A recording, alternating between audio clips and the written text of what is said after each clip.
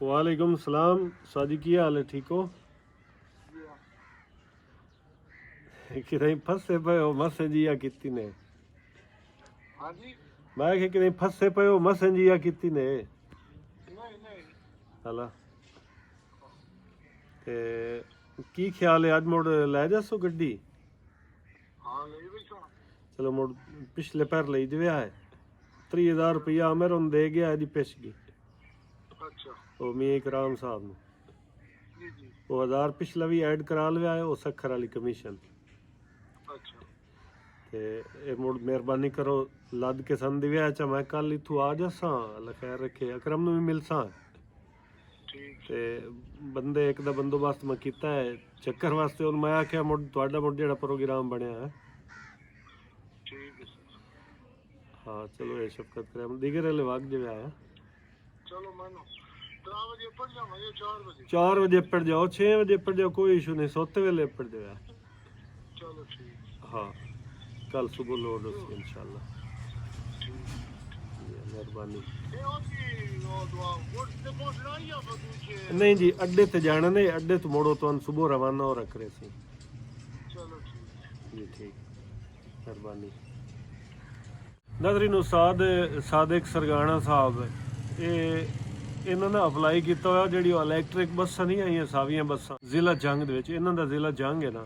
ਇਹਨੂੰ ਉੱਥੇ ਅਪਲਾਈ ਕੀਤਾ ਹੋਇਆ ਤੇ ਅੱਲਾ ਕੀਤਾ ਇਹਨਾਂ ਨੂੰ ਨਾ ਉਹਨਾਂ ਸਿਲੈਕਟ ਕਰ ਲਿਆ ਤੇ ਕੋਈ ਟ੍ਰੇਨਿੰਗ ਜੀ ਹੁੰਦੀ ਰਹਿੰਦੀ ਇਹਨੇ ਉਸ ਵਾਸਤੇ ਨੇ ਨਾ ਮੈਨੂੰ ਆਖਿਆ ਗੱਡੀ ਇਹਨਾਂ ਦੇ ਘਰ ਖਲੋਤੀ ਹੈ ਗੱਡੀ ਇਹਨਾਂ ਦੇ ਵਿਹੜੇ ਦੇ ਵਿੱਚ ਖਲੋਤੀ ਹੈ ਇੱਥੋਂ ਮੇਰੇ ਕੋਲ 60-70 ਕਿਲੋਮੀਟਰ ਦੂਰ ਹੈ ਇਹਨਾਂ ਦਾ ਘਰ ਮੈਨੂੰ ਆਪ ਕੱਲ ਆਖਿਆ ਨੇ ਵੀ ਗੱਡੀ ਨਾ ਮੈਂ ਲੈ ਜਾਸਾਂ ਲੱਦ ਕੇ ਆ ਜਾਸਾਂ ਤੂੰ ਇਦੂ ਆ ਜਾਵੇਂ ਤੇ ਤੁਸੀਂ ਮੈਨੂੰ ਲੈ ਦੇਵੇ ਵੀ ਇੱਕ ਚੱਕਰ ਲਾ ਲਈ ਤਾਂ ਮੈਨੇ ਇਦੂ ਕਨਫਰਮ ਹੋ ਜਾਸੀ ਵੀ ਪੱਕਾ ਮੈਨੂੰ ਨਾ ਰੱਖ ਦੇਣ ਨਹੀਂ ਰੱਖਦੇ ਜਾਂ ਜੋ ਵੀ ਮਾਮਲਾਤ ਉਹਨਾਂ ਦੇ ਮੈਨੂੰ ਇਹਨਾਂ ਇਹ ਗੱਲ ਕੀਤੀ ਹੈ ਤੇ ਮੈਂ ਇੱਕ ਹੋਰ ਬੰਦੇ ਨਾਲ ਗੱਲ ਕੀਤੀ ਹੈ ਅਰਦੀ ਮੈਂ ਕਿ ਯਾਰ ਇੱਕ ਚੱਕਰ ਵਾਸਤੇ ਆ ਜਾ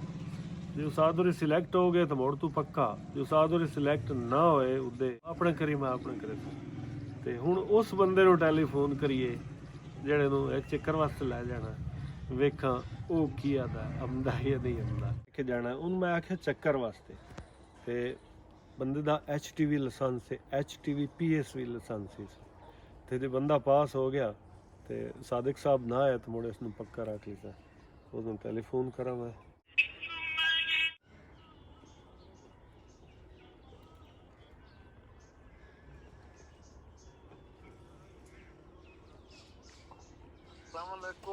वालेकुम सलाम सादी की हाल है ठीक हो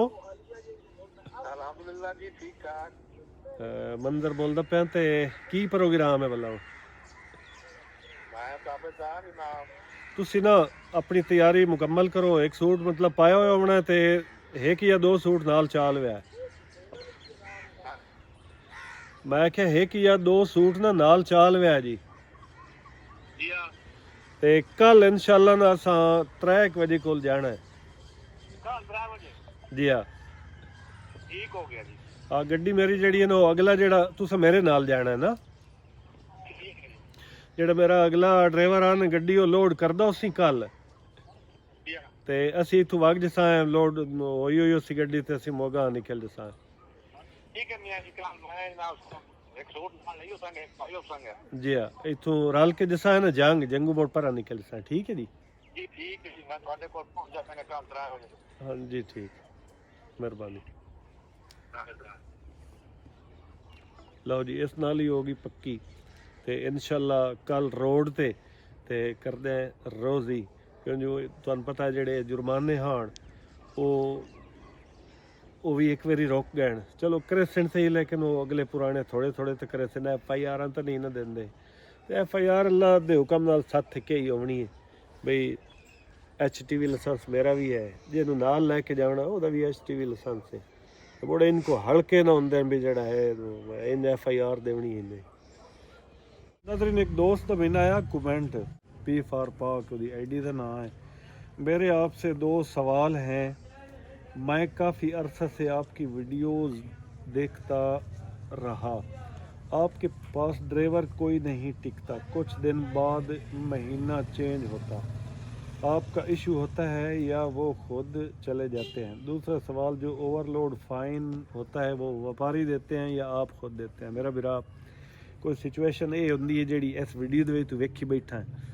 बई हूँ ड्राइवर मैं रखा 1 महीना वो साधोरी मेरे नाल चले उन्हें सावियां बसां ते अप्लाई किया होया इलैक्ट्रिक बसां जड़ियां नवीं नहीं आईयां उदे हूँ उन्होंने उदे ज्वाइनिंग हो गई तो उत्थे ना ओहदा कसूर है ना मेरा कसूर है। उस आख्या भी मैं वो चलावनी है। मैं कहा बिस्मिल्ला ठीक है जा। हूँ बन्नण दा तो कोई नहीं भी उन्होंने मैं आख्या भी नहीं तू ना जा बस ठीक है ड्राइवर। तो जे हूँ मिसाल तौर पर नवा रखदा नवे बंदे मैं ये गल की मैं कि मेरा बिरा अगर एक चक्कर में लैके जाना हूँ वो HTV लाइसेंस तो है लेकिन मैंने तो नहीं ना पता कि गड्डी चलाता रहा या ये गड्डी ये रूटीन नूं समझदा है या नहीं समझदा। उस नाल मैं गल की भी 1 हफ्ता 1 चक्कर में तो लैके जासा अगर तैनूं पसंद आ जाए काम तो वधा रवीं या असी या मतलब तू सानू पसंद आ जाता तेरा काम सानू पसंद आ जाता तो तू वधा रसे। अगर नहीं एक दो नाल दिमाग ही नहीं रलदा बंदे दी समझ ही नहीं रलदी तो मुड़ो पाबंदी तो कोई नहीं होंदी होर बंदा रख लिया वो है कोई मजबूरी होंदी है। नाले इंज हुंदा हुण अगला जिहड़ा मेरे नाल ड्राइवर आ वो 3 साढ़े 3 साल मेरे नाल चलिया मुड़ रल पे हुए बंड भी ठा एक पम दिन वो ऐसी कोई खास लड़ाई भी नहीं बनी तो बस वो दाना पानी मुक गया वो होर गड्डी ते वग गया। तुसीं ट्रांसपोर्ट दे विच तुसीं हुंदे ते तुहानूं पता होया भी ड्राइवर बंदे दे नाल क्यों नहीं टिकदा। जुर्माने ओवरलोडिंग की वजह तो होंदे ने, ये व्यापारी दिंदा है या असीं खुद पे करते हैं। जिहड़ी सब्जी नहीं से लोड करते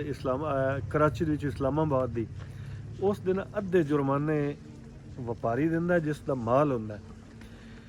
ते अद्धे जुर्माने सानू अगर 10,000 दे टोटल जुर्माने होंदे वो भी मोटरवे पुलिस दे जुर्माने बाकी या ट्रैफिक पुलिस या RTA सैक्टरी वो नहीं। मोटरवे पुलिस दे जुर्माने पर्ची वेख के 10,000 फाइन होया 5,000 उन्हां दा 5,000 साडा हुंदे ने केले ते या अगे पिछे कोई होर माल लोड करते हैं उस दे जुर्माने व्यापारी छपारी कोई नहीं दिंदा जी वो साडे खुद साड़ियां जेबां दे विचों जांदे ने। ठीक है जी छोटी जी वीडियो लाइक कर सो चैनल सबसक्राइब लाजमी कर सो इंशाल्लाह जल्दी रोड ते गड्डी लोड करते हैं तो अपना PH लेना। ठीक है।